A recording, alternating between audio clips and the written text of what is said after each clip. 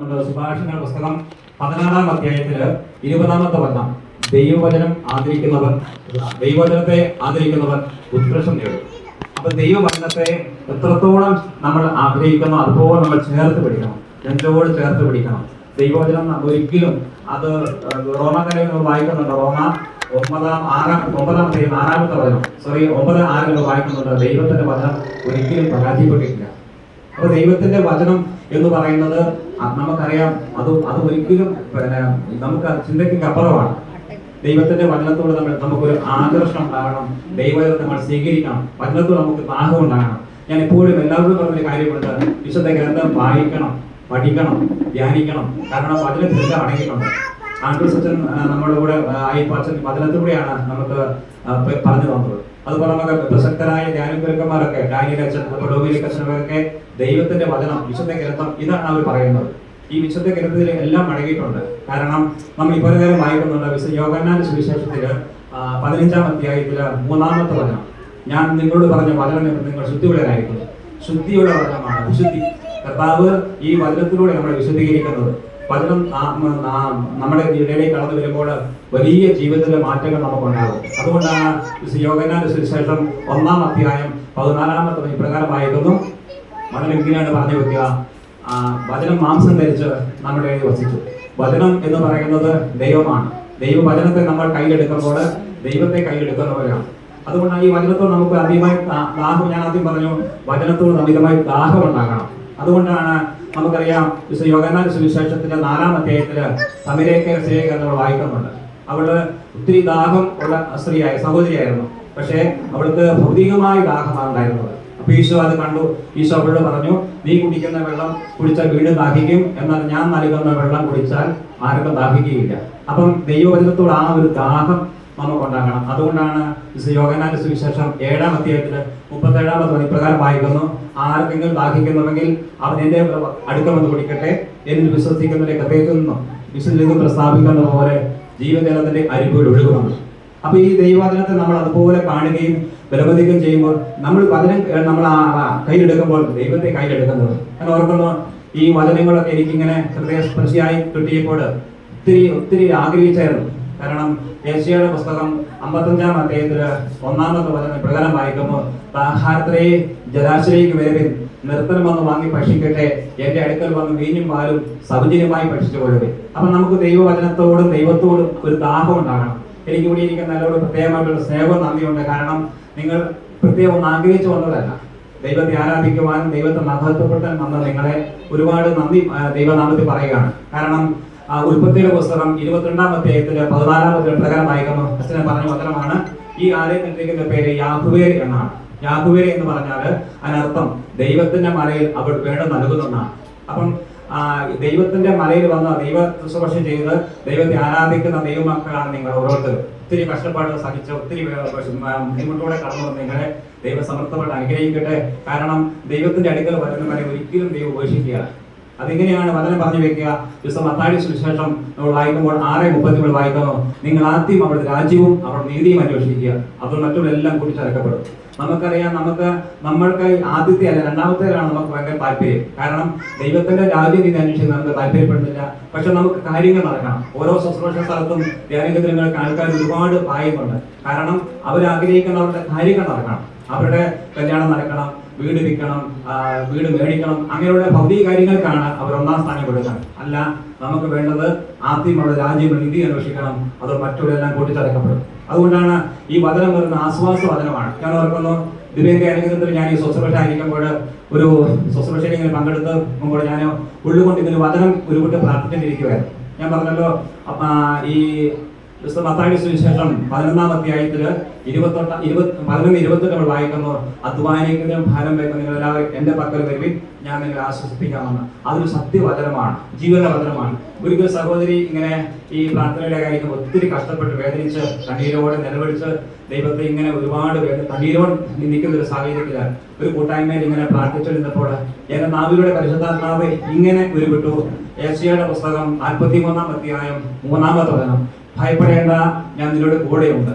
അപ്പൊ ഈ സഹോദരി ഇങ്ങനെ ഒത്തിരി ഹൃദയവേദനയാല് പൊട്ടി തകർന്ന് വേദനിച്ച് ഇങ്ങനെ ആരും എല്ലാവരും ഉപേക്ഷിക്കപ്പെട്ടു, സഹായിക്കാൻ ആരുമില്ല എന്നൊക്കെ വിചാരിച്ച് ഇങ്ങനെ ഉള്ളുകൊണ്ട് ദൈവത്തോട് ഇങ്ങനെ തേങ്ങിക്കൊണ്ടിരിക്കുന്ന അവസ്ഥയിൽ പെട്ടെന്ന് ഈ വചനം ആ സഹോദരി ഹൃദയത്തിലേക്ക് ആഞ്ഞടിച്ചു. ആ സഹോദരി ഇത് കഴിഞ്ഞിട്ടുണ്ട് പറഞ്ഞു, സഹോദര ഞാനിങ്ങനെ ഒത്തിരി വിഷമത്തിലേക്ക് നിൽക്കുമ്പോൾ ഈ ഒരു വചനം കേട്ടപ്പോഴത്തേക്കും എൻ്റെ ആ വിഷമം മാറി, എനിക്കൊരു ആശ്വാസമായിരുന്നു. Praise the Lord, praise the Lord.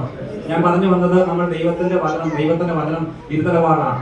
കാരണം നമ്മൾ ഹെബ്രായ ലേഖനത്തില് 4-ാം അധ്യായം 12-ാമത്തെ ഇപ്രകാരം വായിക്കുന്നുണ്ട്, ദൈവത്തിന്റെ വചനം സജീവവും ഊർജ്ജസ്വരമാണ്, അത് ഇരുതലത്തൊക്കെ മൂർച്ച കയറിയതും ചേതനയിലും ആത്മാവിലും സന്ധിബന്ധങ്ങളും തുളച്ചു കയറി ഹൃദയത്തിന്റെ വികാരങ്ങൾ വിവേചനമായ വചനം. ഈ വചനത്തോട് നമ്മൾ അതുമാത്രം താല്പര്യം ഉണ്ടാകുമ്പോൾ ദൈവത്തിന്റെ ആത്മാവ് നമ്മുടെ നിറയും കവിഞ്ഞൊഴുകും. നമ്മൾ ഇനി എവിടെയും പോകേണ്ട ആവശ്യമില്ല.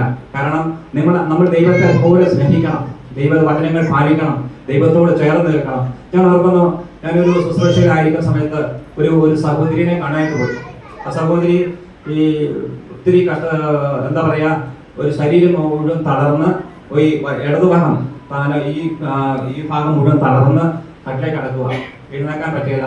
ആ സഹോദരിയുടെ നാക്ക് തളർന്നു പോയി, നാക്ക് ഉള്ളിലോട്ട് ഇറങ്ങിപ്പോയി, സംസാരിക്കാൻ പറ്റത്തില്ല, കണ്ണ് അടയുക, അതൊക്കെ തുറന്നിരിക്കുന്നു, അടയുക, കണ്ണിലുണ്ട് ഇങ്ങനെ മിഴിച്ചിരിക്കുന്നു. അവരുടെ ആ സഹോദരിയുടെ ശ്വാസശ്വാസം ചെറിയ ജീവശ്വാസം ചെറിയതേ ഉള്ളൂ. കാരണം അവരുടെ ഈ മൂക്കില് ട്യൂബ് ഇട്ടിരിക്കുക. അങ്ങനെ മനുഷ്യ മുമ്പിൽ മരണാസനമായി ഡോക്ടർ ഉപേക്ഷിച്ചു വിട്ടു, ഇനി ഒന്നും ചെയ്യാനില്ല. എല്ലാ വൈദ്യശാസ്ത്രം ഉപേക്ഷിച്ച ആ സഹോദരി ഇതിനെ കാണുവാൻ ദൈവം ഇടവരുത്തി. ആ സഹോദരിയുടെ വീട്ടിൽ ഭവനത്തിൽ ചെന്ന് കഴിഞ്ഞപ്പോൾ ഞാൻ പറഞ്ഞു, ഞാനൊരു സാധാരണക്കാരാണ്, എനിക്ക് അങ്ങനെ വലിയ ദർശനപരോ ഭാഷാപരോ ഉള്ള ആളല്ല. പക്ഷേ ഞാൻ ദൈവത്തെ വചനത്തെ അത്രമാത്രം സ്നേഹിക്കുന്നു, വചനം അതിനുമാത്രം കൊണ്ടു നടക്കുന്നു. ഞാൻ ചെന്നപാടെ ആ സഹോദരിക്ക് പ്രാർത്ഥിച്ചപ്പോൾ ഞാൻ ഈ വചനം പറഞ്ഞ് പ്രാർത്ഥിച്ചത്. വചനം പറഞ്ഞ് പ്രാർത്ഥിച്ചപ്പോൾ ഇതാണ് വചനം. ഞാൻ പറഞ്ഞ 3 വചനം ആ സഹോദരികൾക്ക് വേണ്ടി ആ സഹോദരി അടുക്കൽ പോയി ഞാൻ പ്രാർത്ഥിക്കുമ്പോൾ ഈ 3 വചനം മാത്രമേ ഞാൻ പറഞ്ഞു, വേറൊന്നും ഞാൻ ചെയ്തില്ല. ആ പറഞ്ഞ വചനം ഇതാണ്. 1-ാമത്തെ വചനം ഞാൻ പറഞ്ഞത് ജ്ഞാനത്തിന്റെ പുസ്തകം 16-ാം അധ്യായം 12-ാമത്തെ വചനം, കർത്താവേ മരുന്നോ ലേപനോഷമല്ല, എല്ലാവരെയും സുഖപ്പെടുത്തുന്ന അങ്ങയുടെ വചനമാണ് അവർ സുഖപ്പെടുത്തിയത്. ഈ വചനം പറഞ്ഞ് പ്രാർത്ഥിച്ചു. 2-ാമത് ഞാൻ പറഞ്ഞ വചനം ഇതാണ്. യാക്കോബിന്റെ ലേഖനം 5-ാം അധ്യായം 15-ാമത്തെ വചനം, വിശ്വാസത്തോട് പ്രാർത്ഥന രോഗിയെ സുഖപ്പെടുത്തും, കർത്താവ് അവനെ എഴുന്നേൽപ്പിക്കും, അവൻ പാപം വെച്ചാൽ അവർ മാപ്പ് നൽകും. പ്രൈസ് ദി ലോർഡ്, യേശുവേ നന്ദി. 3-ാമത് ഞാൻ പറഞ്ഞ വചനം ഇതാണ് പറഞ്ഞത്. സങ്കീർത്തനം 107-ാം അധ്യായം 20-ാമത്തെ വചനം, അവിടുത്തെ വചനം അയച്ച് അവരെ സൗഖ്യമാക്കി വിനാശിനി വിടുവിച്ചു. ഈ 3 വചനം പറഞ്ഞ് പ്രാർത്ഥിച്ചതിന് ശേഷം ഞാൻ ആ ഭവനം തിരിച്ചു പോകും. ഏകദേശം 1 മാസം കഴിഞ്ഞ് ആ സഹോദരി ഞാൻ കാണാൻ ചെന്നപ്പോൾ സത്യം പറഞ്ഞ എന്റെ കണ്ണ് തള്ളിപ്പോയി. Price the Lord. കാരണം മരണാസന്നമായി കിടന്ന ആ സഹോദരി കണ്ണുകൾ ഇങ്ങനെ തുറന്നു പോയിരിക്കുന്നു, അടയുകയില്ല. അങ്ങനെ സഹോദരി കണ്ണുകൾ തുറന്ന് കണ്ണുകൾ മിന്നുന്നുണ്ട്. അതുപോലെ സംസാരിക്കാൻ നാവിൽ ശേഷിയില്ലാത്ത സഹോദരി സംസാരിക്കാൻ തുടങ്ങുന്നു. അബോധാവസ്ഥയിൽ കിടന്ന സഹോദരി ബോധത്തിലേക്ക് വന്നു. എന്നെ അവർക്ക് മനസ്സിലായി, അവർ ബോധമില്ലാണ്ട് കിടന്നതാണ്. അപ്പോൾ ഞാൻ പറഞ്ഞു, പ്രൈസ് ദി ലോർഡ്, ഞാൻ പറഞ്ഞത് ഇതാണ് ദൈവത്തിന്റെ ശക്തി, വചനശക്തി. നമ്മൾക്ക് ഒരു ധ്യാനത്തിനൊക്കെ പോകുമ്പോൾ ആദ്യം എല്ലാ സ്ഥലങ്ങളും പ്രൊപ്പോസ് ചെയ്യുമ്പോൾ ദൈവത്തിന്റെ വചനമാണ്. കാരണം ദൈവത്തിന്റെ വചനം അതുപോലെ അഭിഷേകമുള്ള വചനമാണ്. അതുകൊണ്ടാണ് യോഹന്നാന്റെ സുവിശേഷം 6-ാം അധ്യായത്തില് 63-ാമത്തെ വചനം നമ്മൾ ഇപ്രകാരം വായിക്കുന്നു, ആത്മാവാണ് ജീവൻ നൽകുന്നത്, ശരീരം ഒന്നിനും ഉപകരിക്കുന്നില്ല. ഞാൻ നിങ്ങളോട് പറഞ്ഞ വാക്കുകൾ ആത്മാവും ജീവനുമാണ്. അപ്പൊ ആത്മാവും ജീവനുമായി വചനം നമ്മൾ എത്രത്തോളം വാഹനത്തോടെ ചേർക്കുന്നോ അത്രത്തോളം അനുഗ്രഹം നമുക്ക് മാറ്റങ്ങൾ വരും. കാരണം എന്റെ ജീവിത അനുഭവത്തിന് സാക്ഷ്യമാണ്. ഞാൻ അച്ഛനെ കുറിച്ച് പറഞ്ഞു. ഞാൻ കരിസ്മാറ്റിക് കണ്ണൂർ സോണില് സർവീസിംഗിൽ ശുശ്രൂഷ പ്രവർത്തിക്കുന്നുണ്ട്. അതോടൊപ്പം പതിപ്പുറമ്പ് സബ് സോണില് ശുശ്രൂഷ ചെയ്യുന്നുണ്ട്. അതോടൊപ്പം തന്നെ പ്രാർത്ഥനാ ഗ്രൂപ്പിൽ ലീഡറായി ശുശ്രൂഷ ചെയ്യുന്നുണ്ട്. എനിക്കിതിലൊന്നും ഒരു യോഗ്യത ആകുന്നുള്ള ആളല്ല. ഞാനൊരു സാധാരണക്കാരനാണ്. എനിക്ക് അങ്ങനെ വലിയ വിദ്യാഭ്യാസ യോഗ്യത ഒന്നുമില്ല. പക്ഷേ ഇതാണ് കർത്താവിന്റെ കാര്യങ്ങളിലേക്ക് ഞാൻ ആയിരുന്നപ്പോൾ, ദൈവത്തിന്റെ ഒരു ഉപകരണമായപ്പോൾ എന്നിലൂടെ ദൈവം അനേകരിലേക്ക് ദൈവം എന്നെ കൂട്ടിക്കൊണ്ട് പോകും. ഒരുപാട് ശുശ്രൂഷയിലേക്ക് കർത്താവ് പോയിട പോകും. കാരണം അതിനൊക്കെ ഒന്നേ ഉള്ളൂ, ദൈവത്തെ മുറുക്കം പിടിച്ചു, ദൈവവചനത്തെ മുറുക്കം പിടിച്ചു. ഇപ്പോൾ എനിക്ക് 2 പെൺകുട്ടികളാണ് കർത്താവ് ദാനമായി നൽകിയത്. എനിക്ക് ഒരു കല്യാണം കഴിഞ്ഞ ജീവിത പങ്കാളി ഇരിപ്പുണ്ട്. വിവാഹം കഴിഞ്ഞ് 2 വർഷമായി എനിക്ക് കുട്ടികളില്ല. ഒത്തിരി പേര് കുട്ടികളെ വിഷമിക്കുന്നവരുണ്ട്. കുട്ടികളെ വിഷമിക്കുന്ന എനിക്ക് 2 വർഷമായിട്ട് കുട്ടികളില്ല. ഞാനിങ്ങനെ പല ഹോസ്പിറ്റലിൽ പോയി, ഒരു ഹോസ്പിറ്റലിൽ ഇപ്പം ടെസ്റ്റ് ചെയ്തപ്പോൾ ഡോക്ടർ വിധി എഴുതി എനിക്ക് കുട്ടികളുണ്ടാകുകയാണ്. എനിക്ക് കുട്ടികളുണ്ടാകുകയാണെന്നാണ് 2 ഗൈനക്കോളജിസ്റ്റുമാർ വിധി എഴുതിയത്. കാരണം അവരെല്ലാം പറഞ്ഞത് എനിക്ക് കുട്ടികളുണ്ടാകുകയാണ്. പക്ഷേ ഞാൻ അത് വിശ്വസിച്ചില്ല. കാരണം ഞാൻ അന്നും ഇന്നും വിശ്വസിച്ച ഏക സത്യ ദൈവത്തെയാണ്. ഹെബ്രായലേഖനത്തിൽ നമ്മൾ വായിക്കുന്നു 13 വായിക്കുന്നു, യേശു ക്രിസ്തു ഇന്നലെയും ഇന്നും എന്നും ഒരാൾ തന്നെയാണ്. ഞാൻ ഒട്ടും മടിച്ചില്ല. എന്നോട് ലോകവും പറഞ്ഞ് മനുഷ്യൻ പറഞ്ഞ് കുട്ടി ഉണ്ടാകുകയാണ്. ഞാൻ ജീവിത പങ്കാളിയും കൂട്ടി നേരെ ഞാൻ പോയത് ഡിവൈൻ ധ്യാനകേന്ദ്രത്തിലേക്കാണ്. അന്നത്തെ സമയത്ത് ആ കാലഘട്ടത്തില് ഡിവൈൻ ധ്യാനകേന്ദ്രമായിരുന്നു വചന ശുശ്രൂഷയിലും ദൈവത്തിന്റെ ആരാധനയിലും 1ാം സ്ഥാനത്തുകൊണ്ടിരുന്നത്. അവിടെ പോയി ഏറ്റവും മുമ്പിൽ, നിങ്ങൾ ഈ സഹോദരി ഇരിക്കുന്ന പോലെ ഏറ്റവും മുമ്പിൽ പോയി ദൈവത്തിന്റെ വചനം കേൾക്കാനിരുന്നു. കാരണം ദൈവവചനത്തെ അത്രമാത്രം ഉള്ളുകൊണ്ട് ഞാൻ എന്നെ ഹൃദയത്തിൽ ഏറ്റെടുത്തിരുന്നു. അവിടെ ചെന്ന് അവിടെ ഓരോ വചനങ്ങളും ഹൃദയത്തിൽ സ്വീകരിച്ച് ദൈവത്തോട് ചേർന്ന് ആരാധനയിൽ പങ്കെടുത്തു. 5 ദിവസം ആ ശുശ്രൂഷയിലായി. തിരിച്ച് വരുന്ന വഴിക്ക് എനിക്കൊരു ആഗ്രഹം തോന്നി, ബഹുമാനപ്പെട്ട മാത്യു മേക്കപ്പച്ചനെ ഒന്ന് കാണണമെന്ന്. അപ്പൊ മാത്യു മേക്കപ്പച്ചനെ കാണാൻ നീണ്ട ക്യൂ ആണ്, ഒത്തിരി ആൾക്കാരുണ്ട്. ഞാൻ അച്ഛനെടുത്തേക്ക് എന്റെ ജീവിത പങ്കാളിയും കൂടി കടന്നു വരുമ്പോൾ അച്ഛനെ ദൂരെ തന്നെ കണ്ടു. അച്ഛൻ പറഞ്ഞൊരു കാര്യം ഇതാണ് അച്ഛൻ, ഞാനിപ്പോഴും മറക്കുന്നില്ല. 2004 സംഭവിക്കുന്നത്. 10-20 വർഷം പിന്നിട്ടു. അച്ഛൻ എന്നോട് ചോദിച്ചത്, എന്നെ കണ്ടപാടെ ചോദിച്ചത്, നിങ്ങൾ ആംഗലേയ പെങ്ങളാണെന്ന് വെച്ചേ. ഭാര്യ ഭർത്താവായിട്ടാണ് പോയത്, പക്ഷെ അച്ഛന് തോന്നിയത് ആംഗലേയ പെങ്ങളായിട്ടാണ്. അപ്പൊ അച്ഛൻ എന്നോട് ചോദിച്ചു എന്താണ് പ്രശ്നം. അപ്പൊ ഞാൻ പറഞ്ഞ അച്ഛൻ വിവാഹം കഴിഞ്ഞിട്ട് 2 വർഷമായി. അപ്പൊ അച്ഛൻ ചോദിച്ചു കുട്ടികളായിട്ടല്ലെന്ന് ചോദിച്ചു. ഇല്ല എന്ന് പറഞ്ഞു. അച്ഛൻ പറഞ്ഞൊരു വാക്ക്, അത് യേശു പറഞ്ഞ വാക്കാണ് ഞാൻ വിശ്വസിച്ചു. അച്ഛൻ ഇതാ വചനം പറഞ്ഞു, നീ ധൈര്യമായിട്ട് പോക്കോ, നിന്റെ എല്ലാ പ്രശ്നങ്ങളും കർത്താവ് ഏറ്റെടുത്തേക്കെന്ന് പറഞ്ഞു. ഞാൻ ആ വാക്ക് വിശ്വസിച്ചു. വചനം നമ്മൾ വായിക്കുന്നു, ഒരു ശതാധിപന്റെ ഭൃത്യൻ രോഗം ബാധിതനെ കടന്നപ്പോൾ യേശുവിനെയൊക്കെ കാണാൻ ചെന്നു. യേശു മകനോട് പറഞ്ഞു, നീ ധൈര്യമായിട്ട് പൊക്കോ, നിന്നെ പ്രതി സുഖപ്പെട്ടുകൊള്ളും എന്ന് പറഞ്ഞ ആ നിമിഷം ആ മകൻ സൗഖ്യം പ്രാപിച്ചു. ഞാൻ ആ വാക്ക് വിശ്വസിച്ചു. തിരിച്ച് എന്റെ നാട്ടിലേക്ക് തിരിച്ചു വന്ന് 18 ദിവസത്തിനുള്ളിൽ എന്റെ ജീവിതത്തിൽ ഗർഭിണിയായി. 18 ദിവസമാണ് ഭാര്യ ഗർഭിണിയായി. ഒരു പെൺകുട്ടീനെ അവൾ പ്രസവിച്ചു. കുട്ടിക്ക് ഞാൻ പേരിട്ടു അനുഗ്രഹ മരിയ ജോസ് എന്ന്. എന്റെ റിക്കാർഡിക്കൽ പേര് ജോസ് എന്നാണ്. അപ്പം എനിക്ക് കർത്താവ് എനിക്ക് ദാനമാണ്. സങ്കീർത്തനത്തിൽ നമ്മൾ വായിക്കുന്നത് സങ്കീർത്തനം 127 3-ാമത്തെ വചനം, കർത്താവിന്റെ അനുഗ്രഹമാണ് മക്കൾ ദൈവത്തിന് ഉദരപോലെ സമ്മാനവും. കർത്താവിന്റെ അനുഗ്രഹമാണ് മക്കൾ ഉദരപോലെ സമ്മാനവും. അപ്പോൾ ദൈവം അങ്ങനെ എനിക്കൊരു അത്ഭുതകരമായ ഒരു ഇടപെടൽ എന്റെ ജീവിതത്തിൽ നടത്തി. അവൻ തിരിച്ചു വന്ന ഞാൻ എന്റെ കൊച്ചിനെയും കൂട്ടി ഞാൻ ധ്യാനത്തിൽ ചെന്നു. അവിടെ ചെന്ന് ഞാൻ കുഞ്ഞിനെ സാക്ഷ്യപ്പെടുത്തി. Praise the Lord, hallelujah. ഞാൻ പറഞ്ഞു വന്നത്, ഞാൻ ദൈവവചനത്തെ അത്രത്തോളം തീക്ഷ്ണമായി ഏറ്റെടുത്തു. പരിശുദ്ധ അമ്മ എങ്ങനെയാണ് വചനത്തെ സ്വീകരിച്ചു, അതുപോലെ സ്വീകരിച്ചു. വചനത്തെ എല്ലാം ഞാൻ സമർപ്പിച്ചു. കാരണം എനിക്കറിയാം, എന്നെ സഹായിക്കുവാൻ, എന്നെ രക്ഷിക്കുവാൻ, എന്നെ ഏത് അവസരം എന്നെ പരിപാലിക്കുവാൻ ഒരു ശക്തി മാത്രമേ ഉള്ളൂ, കർത്താവായ യേശു ക്രിസ്തു. ആ യേശു ക്രിസ്തുവിൽ ഞാൻ എപ്പോഴും വിശ്വസിച്ചു, ഹൃദയത്തിൽ സ്വീകരിച്ചു. കാരണം 1 പത്രോസിന്റെ പുസ്തകം 1 പത്രോസ് 5-ാം അധ്യായത്തില് 14-15 വന്ന് പ്രകാരം വായിക്കുന്നു, ക്രിസ്തുവിനെ കർത്താവായി നിങ്ങളുടെ ഹൃദയത്തിൽ പൂജിക്കുകയും. അപ്പം ദൈവത്തെ സ്വന്തം ഹൃദയത്തിൽ പൂജിച്ച് ദൈവത്തെ അത്രത്തോളം ചേർന്ന് നിന്നപ്പോൾ ദൈവം ഓരോന്നായി എനിക്ക് തന്നുകൊണ്ടിരുന്നു. അതാണ് ഞാൻ പറഞ്ഞല്ലോ, നിങ്ങൾ ആദ്യമായിട്ട് രാജ്യനീതി അന്വേഷിക്കുക, അതോ മറ്റെല്ലാം കുറിച്ച് അറിയപ്പെടും. ഈ വചനത്തോട് ചേർന്ന് ഞാൻ പ്രാർത്ഥിക്കുന്ന സമയങ്ങളിൽ പിന്നീടുള്ള അത്ഭുതത്തിന്റെ ഘോഷയാത്രയായിരുന്നു. ഒരു സാധാരണ എനിക്ക് സ്വന്തമായിട്ട് ഒരു വീടോ സ്ഥലമോ കിടപ്പാടൊന്നും ഉണ്ടായിരുന്ന ആളല്ല ഞാൻ. ഇപ്പോൾ എനിക്ക് സ്വന്തമായിട്ടൊരു ഭവനം കർത്താവ് നൽകി, മക്കളെ നൽകി, ശുശ്രൂഷകൾ ദൈവം അനുഗ്രഹം നൽകി. ഒത്തിരി എനിക്കൊന്നും പറയാൻ പറ്റാത്ത വിധത്തിൽ അനുഗ്രഹങ്ങൾ നൽകി. Price the Lord. ഇതൊക്കെ എനിക്ക് ലഭിച്ചതും ഞാൻ നിന്നത് ദൈവത്തിന് വേണ്ടി നിലകൊണ്ടു. ആരെന്തൊക്കെ പറഞ്ഞാലും ദൈവത്തിനും എവിടെ പോയാലും ദൈവത്തെ കൊണ്ട് കൂട്ടക്കൊണ്ട് നടക്കും. എന്റെ ഭവനത്തിൽ ഞാൻ എന്റെ മഹിമ പറയുന്നല്ല, ഞാൻ ഭവനത്തിൽ ചെയ്യുമ്പോൾ 5 വിശുദ്ധ ഗ്രന്ഥം എന്റെ ഭവനത്തിലുണ്ട്. 1, ഞാൻ ജോലിക്ക് പോകുമ്പോൾ എന്റെ ബാഗിൽ ഒരു വിശുദ്ധ ഗ്രന്ഥം വെച്ചിരിക്കും. 2, എന്റെ പേഴ്സണൽ പ്രാർത്ഥനയ്ക്ക് ഒരു വിശുദ്ധ ഗ്രന്ഥം, അതിതാണ് ഈ എപ്പോഴും ഞാൻ കൂടെ കടന്നിറക്കും. 3-ാമത് കുടുംബ പ്രാർത്ഥന ചെയ്യുമ്പോൾ ഒരു വിശുദ്ധ ഗ്രന്ഥം ഞാൻ സൂക്ഷിച്ചു വെക്കും. 4-ാമത് ഒരു കുടുംബ പ്രതിഷ്ഠയുടെ വചനം ഞാൻ പ്രതിഷ്ഠിച്ചു വെച്ചിട്ടുണ്ട്. കാരണം ആ വചനത്തെ നമ്മൾ എത്രത്തോളം സ്വീകരിക്കണോ അതുപോലെ നമ്മുടെ ജീവിതത്തിൽ അനുഗ്രഹങ്ങളുടെ ഘോഷയാത്രയായിരിക്കും. കാരണം ജീവിതം തന്നെ വലിയൊരു അഭിഷേകം നമുക്ക് വരണമെങ്കിൽ ദൈവത്തിന്റെ ആത്മാവ് നമ്മൾ വരണം. കാരണം പറഞ്ഞല്ലോ, ഇതൊക്കെ നമുക്ക് സംഭവിക്കുന്നെങ്കിൽ നമ്മളെല്ലാം മനുഷ്യരാണ്, എല്ലാവർക്കും നമുക്ക് ചെയ്യാൻ പറ്റിയല്ല. നമ്മുടെ പാപത്തിന് വിലകീരുന്ന, ലോകത്തിന് ഒത്തിരി വിലകീരുന്നത് നമുക്കുണ്ട്. പക്ഷെ നമ്മൾ വിലകളേറ്റ് പറഞ്ഞു നമ്മൾ വിശ്വസ്തരായിരിക്കും, ദൈവം വിശ്വസ്തനാണ്. നമ്മൾ ദൈവസന്നിധിയിൽ ഒരു കണ്ണീരോട് നിലവിളിച്ചേ, കണ്ണീരോട് പറഞ്ഞേ, ദൈവ പ്രാർത്ഥന കേൾക്കും, നിലവിളി കേൾക്കും ദൈവമാണ്. ജെറമിയയുടെ പുസ്തകങ്ങൾ വായിക്കുന്നുണ്ട്. ജെറമിയ 33:3 ഇപ്രകാരം വായിക്കുന്നുണ്ട്, എന്നെ വിളിക്കുക, ഞാൻ മറുപടി നൽകും. നിന്റെ ബുദ്ധിക്ക് അധികമായി മഹത്വവും നിഗൂഢമായ കാര്യങ്ങൾ നിനക്ക് വെളിപ്പെടുത്തരും. ദൈവത്തെ നമ്മൾ വിളിച്ചപേക്ഷിക്കണം. ദൈവം നമ്മുടെ കൂടെ നിൽക്കും. ദൈവം നമ്മുടെ കൂടെ നിൽക്കും. യോഹന്നാന്റെ പുസ്തകം 5:15 നമ്മൾ ഇപ്രകാരം വായിക്കുന്നുണ്ട്. അവന്റെ ഇഷ്ടത്തിനനുസരിച്ച് നാം എന്തെങ്കിലും ചോദിച്ചാൽ അവിടുന്ന് പ്രാർത്ഥന കേൾക്കും എന്നത് നമുക്ക് അവനോട് ഉറപ്പ്. അവിടുന്ന് നമ്മുടെ അപേക്ഷ പരിഗണിക്കും നമുക്കറിയാമെങ്കിൽ നാം ചോദിച്ച് കിട്ടിക്കഴിഞ്ഞു എന്ന് നമുക്കറിയാം. അപ്പൊ നമ്മൾ ചോദിക്കുന്നതെല്ലാം ദൈവം തരും. അതുകൊണ്ടാണല്ലോ മത്തായിയുടെ സുവിശേഷം നമ്മൾ വായിക്കുന്നുണ്ട്, 10-ാം അധ്യായം വായിക്കുന്നുണ്ട്, ചോദിക്കുന്നെങ്കിൽ ലഭിക്കും. 10:7 നമ്മൾ വായിക്കുന്നുണ്ട്, ചോദിക്കുന്നെങ്കിൽ ലഭിക്കും, അന്വേഷണം കണ്ടെത്തും, മുട്ടുമ്പോൾ തുറന്ന് കിട്ടും. അപ്പൊ ദൈവത്തിന്റെ വചനത്തോട് ചേർന്ന് ദൈവീക കാര്യങ്ങൾ നമ്മൾ ആയിരിക്കുമ്പോൾ ഒത്തിരി അനുഗ്രഹങ്ങളുടെ ജീവിതത്തിൽ മാറ്റം വരും. അതിലേക ഒരു സാക്ഷ്യം ഞാൻ തന്നെയാണ്. കാരണം എനിക്ക് മറ്റുള്ള സാക്ഷ്യം പറയാനില്ല. എനിക്ക് ഈ ജീവിതത്തിൽ എനിക്ക് ദൈവം തന്നതേ ഉള്ളൂ. കാരണം അത്രമാത്രം ദൈവത്തോട് ചേർന്ന് വന്നു, പരിശുദ്ധ അമ്മയോട് ചേർന്ന് വന്നു, സഭയോട് ചേർന്ന് വന്നു, ദേവാലയോട് ചേർന്ന് വന്നു. ഇങ്ങനെയാണ് അനുഗ്രഹങ്ങൾ എനിക്ക് വന്നുകൊണ്ടിരുന്നത്. അപ്പൊ അതൊക്കെ എനിക്ക് സംഭവിക്കേണ്ട കാരണം ഞാൻ നിങ്ങളോട് പറയുന്നു, ദൈവജനത്തെ അത്രമാത്രം സ്നേഹിച്ചു. ദൈവജനത്തെ സ്നേഹിക്കുമ്പോൾ ദൈവത്തെ സ്നേഹിക്കുന്ന പോലെയാണ്. ഞാൻ ഡിവൈനേഴ്സിൽ ചെന്ന് എനിക്ക് അവിടെ ഒരു 45 ദിവസത്തെ കോഴ്സിൽ പങ്കെടുക്കുവാൻ, വചനം പഠിക്കുവാൻ അവസരം കിട്ടി. ഒരു സാധാരണക്കാരൻ എനിക്ക് മലയാളം കുറിച്ച് എനിക്ക് അറിയത്തില്ല, ഞാൻ അധികം വിദ്യാഭ്യാസം എനിക്കില്ല.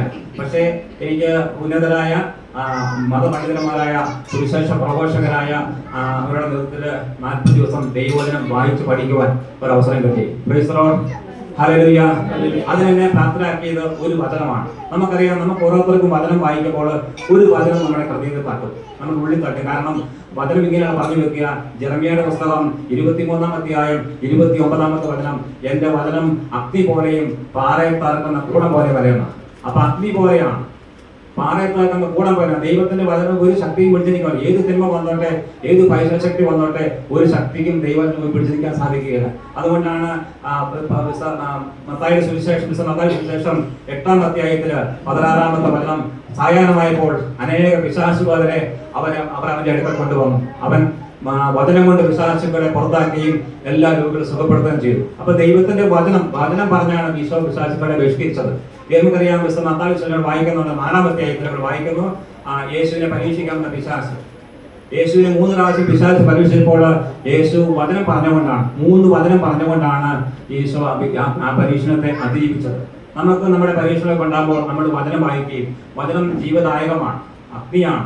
വചനമൊക്കെ നമ്മൾ വായിക്കുമ്പോൾ ഞാൻ എപ്പോഴും പറയുന്ന എല്ലാ മക്കളോടും പറഞ്ഞൊരു കാര്യമുണ്ട്, സുവിശേഷം വചനം വായിക്കണം, വചനം പഠിക്കണം, വചനത്തോട് ചേർന്ന് നിൽക്കണം. എൻ്റെ സമയം പരിമിതമായ സമയമേ എന്നിരുന്നാലും എനിക്ക് ഏറ്റവും കൂടുതൽ പറയാനുള്ള കാര്യം, നമ്മുടെ ഈ ശുശ്രൂഷായിരിക്കും ഞങ്ങൾ പങ്കെടുക്കുന്ന എല്ലാവരും വചനം വായിക്കണം, വചനം പഠിക്കണം. പഠിച്ചാൽ മാത്രം പോരാ, ഉരുവിടണം. കാരണം ഇന്നലെ ഓണായതുകൊണ്ട് നമ്മൾ വചനം പറയുമ്പോൾ നമ്മൾ ഒരു വൈദികൻ എന്നോട് പറയുകയുണ്ടായി, സണ്ണിച്ചേട്ടാ ശ്രദ്ധിക്കണം, വചനം പറയുമ്പോൾ അത് കേൾക്കുന്നവർക്കും മുറിവുണ്ടാകും, നമുക്കും മുറിവുണ്ടാകും. നമ്മുടെ ഹൃദയം മുറിയണം, അതുപോലെ കേൾക്കുന്നവർക്കും മുറിയണം. അത് രണ്ടും ഈ വചനത്തോട് സംഭവിക്കുന്നതാണ്. അപ്പൊ ഈ വചനം അതുപോലെ ചേർത്ത് പിടിച്ച് ഒരുപാട് അനുഭവങ്ങളുണ്ട്, സംഭവങ്ങളുണ്ട്. എല്ലാം എനിക്ക് സമയക്കുറവാണ് പറയാൻ. എന്നിരുന്നാലും ഈ വചന സൊസൈറ്റി വരുവാനും ദൈവത്തെ മഹത്വപ്പെടുത്താൻ ഒരു അവസരം കിട്ടിയപ്പോൾ നന്ദി പറയുന്നു. ഞാൻ 8 ദിവസത്തിന്റെ കൂടെ 8 ദിവസത്തിൽ ഞാൻ പരിചയപ്പെടുന്നത് 1991-ലാണ്. 30-35 വർഷത്തെ അനുഭവം അച്ഛനായിട്ടുണ്ട്. ആദ്യമായിട്ട് എന്നെ വചന ശുശ്രൂഷയുടെ വചനം പങ്കുവെക്കാനായിട്ട് എന്നെ വിളിച്ച ആള് ആൻഡ്രൂസ് തെക്കേരച്ചനാണ്. ഇപ്പോൾ ഒത്തിരി അച്ഛന്മാരുടെ ശുശ്രൂഷയ്ക്ക് പോകുന്നുണ്ട്, ടെസ്മാറ്റിലൊക്കെ പ്രവർത്തിക്കുന്നുണ്ട്. അതുപോലെ തന്നെ ഗൂഗിളിലും സൂമിലൊക്കെ വചനം 2 മണിക്കൂർ 3 മണിക്കൂറൊക്കെ സുവിശേഷം പങ്കുവെച്ചു കൊടുക്കാൻ, ലോകത്തിലെ പല ഭാഗങ്ങളിൽ പങ്കുവെച്ചു കൊടുക്കാൻ ദൈവം തരുന്നുണ്ട്. അതിന് ഒരുപാട് നന്ദിയുണ്ട്. എല്ലാം ദൈവത്തിന്. കാരണം ജോബ് ഇങ്ങനെ പ്രാർത്ഥിച്ചു, ജോബിന്റെ പ്രാർത്ഥനയാണ് എന്റെ പ്രാർത്ഥന. കർത്താവ് തന്നു, കർത്താവ് എടുത്തു, കർത്താവിൽ നാമത്തിന് മഹത്വം ഉണ്ടാകട്ടെ. ജോബിന്റെ പുസ്തകം 1:21. അതുപോലെ ജോബിനോട് ചേർന്ന് ആ ശുശ്രൂഷയ്ക്കായിരിക്കും ഞാൻ ആഗ്രഹിക്കുന്നു, പ്രാർത്ഥിക്കുന്നു. എനിക്കൊരു വരവൻ അവസരം നൽകി നന്ദി പറയുന്നു. എനിക്ക് അതിനുള്ള പ്രത്യേകിച്ച് എൻ്റെ 2 പെൺകുട്ടികളെ എനിക്കുള്ളത്. മൂത്ത പെൺകുട്ടി അവള് +2 കഴിഞ്ഞ് ജർമ്മൻ ഭാഷ പഠിച്ചു. അപ്പോൾ എല്ലാവരും പറഞ്ഞ് പോക്കും പലരും 5-6 പേടി പ്രാവശ്യം എഴുതിട്ട് കിട്ടാത്തതുകൊണ്ട്, പക്ഷേ മോള് പഠിച്ചു, ദൈവദ്രവ്യാലെ കർത്താവിന് കരുണയാൽ പഠിച്ചു, അത്ഭുതകരമായി ജയിച്ചു. അവള് ഈ കഴിഞ്ഞ 25-ാം തീയതി ജർമ്മനിയിൽ നേഴ്സിംഗ് പഠിക്കാനായിട്ട് പോയിട്ടുണ്ട്. 2ാമത്തെ മകള് +2 കഴിഞ്ഞ് നിൽക്കുന്നു. ഞാൻ പറഞ്ഞിരുന്നതാണ്, ദൈവത്തിൽ ആശ്രയിക്കുന്നത് ഒരിക്കലും കൈവടിയാണ്. യെശയ്യായുടെ പുസ്തകം വായിക്കുന്നു, 40-ാം അധ്യായത്തില് 28, 30, 31. തളർന്നവനാണെന്ന് ബലം നൽകുന്നു, ദുർബല ശക്തി വരെയും ചെയ്യുന്നു. യുവാക്കൾ പോലും തളരുകയും ക്ഷണിക്കുകയും ചെയ്തേക്കാം, ചെറുപ്പക്കാർ ശക്തിയാറ്റി വീഴാം. എന്നാൽ ദൈവത്തിൽ ആശ്രയിക്കുന്നവർ വീണ്ടും ശക്തി പ്രാപിക്കും. അവർ കഴുകന്മാരെ പോലെ ചിറകൾ ചുരുക്കും. അവർ ഓടിയാലും ക്ഷീണിക്കുകയില്ല, നടന്നാൽ കരകരയുകയില്ല. അതാണ് ദൈവത്തിന്റെ വചന ശക്തി. അപ്പൊ എന്നെ ഈ ശുശ്രൂഷയില് എന്നോട് എന്റെ വചനം എന്റെ നാവിലൂടെ കർത്താവ് ഉരുവിട്ട വചനങ്ങൾ കേട്ട് നിങ്ങൾക്കും അതുപോലെ വചനം പഠിച്ച് വചനത്തിൽ വിശദീകരിച്ച് വചനം മാംസം ധരിച്ച് നമ്മളിലേക്ക് കടന്നു വരട്ടെ എന്ന് ആശംസിക്കുന്നു, പ്രാർത്ഥിക്കുന്നു. Price the Lord. Hallelujah. Hallelujah.